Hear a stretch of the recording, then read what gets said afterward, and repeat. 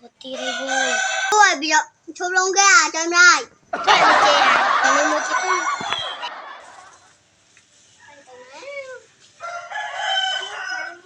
Nhà nào mình mời luôn cho em. Đừng cười mi xin nè, tạ ơn nha. À?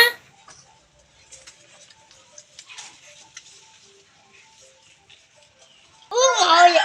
Thử lông lên xem này. Ê, thử anh năng.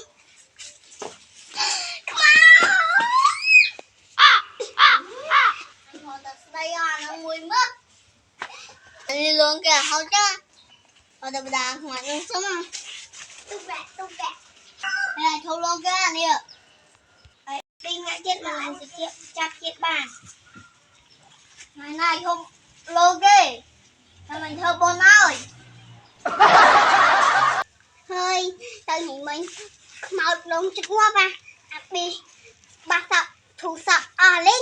Làm nhẹ nè.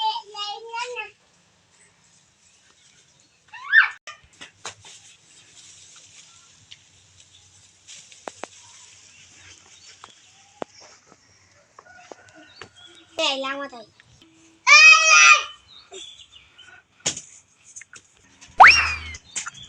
Được thế. Chụp luôn á, đá tự thế. Rồi, ôi nhờ, tôi thấy rồi. Bỏ kìa. Chụp bọn đi chụp lên luôn kê mẹ. Hay quá.